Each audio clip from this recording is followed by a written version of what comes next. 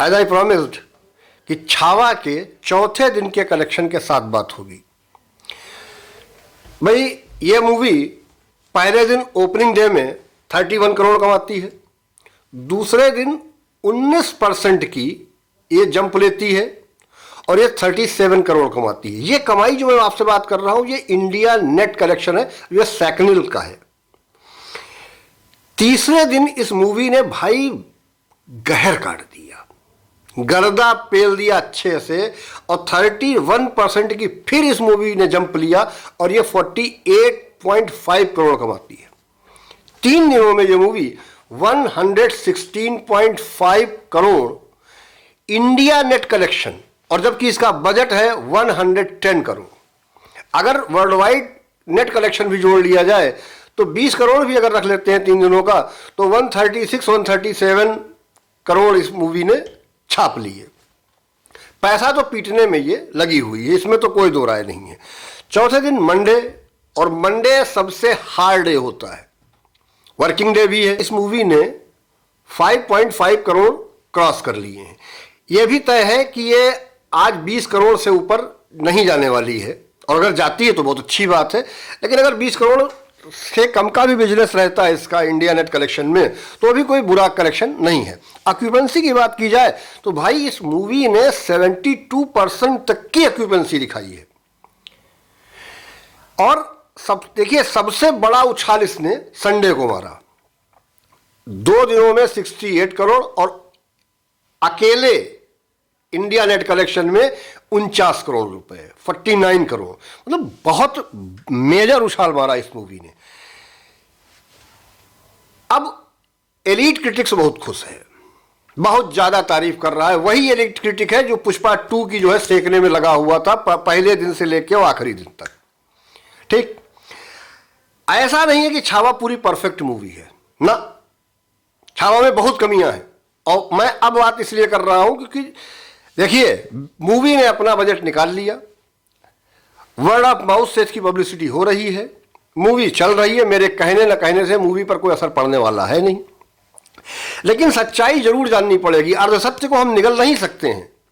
जैसे voice over में कई यूट्यूबर्स जो पीछे, मैं उतना पीछे नहीं पड़ने वाला हूं, कई यूट्यूबर्स बहुत पीछे पड़े थे कि ये हिंदवी स्वराज जो है, फिर उसमें वो लाया वॉइस ओवर के माध्यम से आया।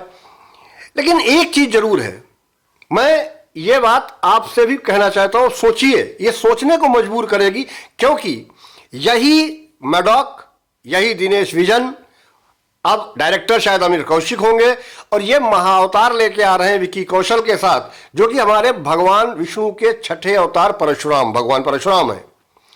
ये वहां भी ऐसी ही कोई नीच हरकत करेंगे, ये कन्फर्म है।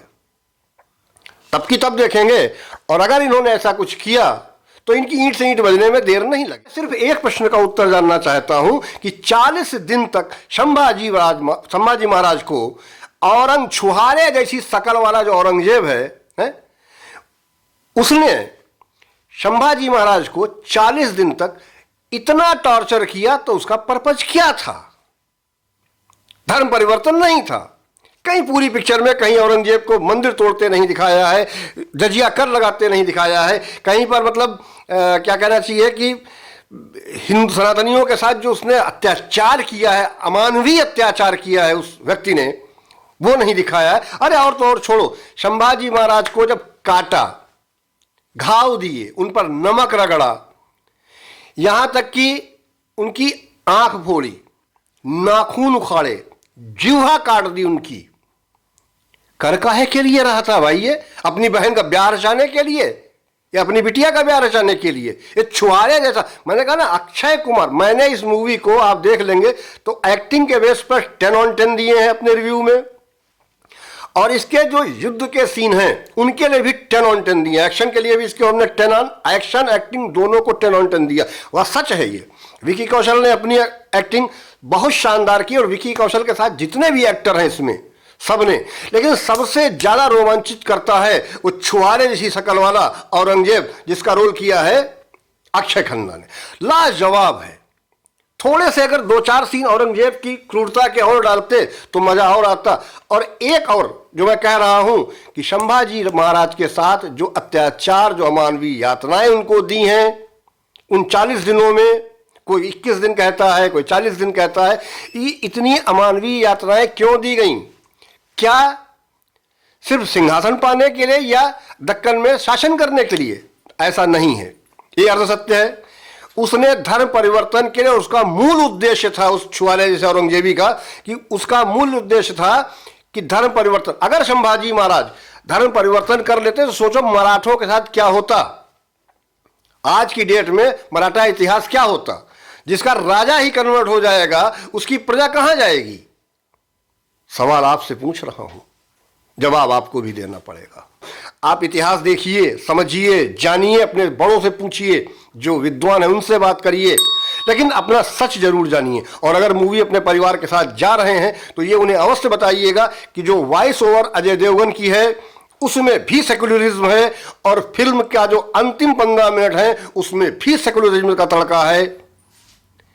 और यह बात मैं उठाता इसलिए रहूंगा क्योंकि यही कंपनी, यही मैडॉक और दिनेश विजन लेकर के महाअवतार आ रहे हैं विकी कौशल के साथ। तो वहां ये कोई ऐसी छिछोरपंथी की हरकत ना करें।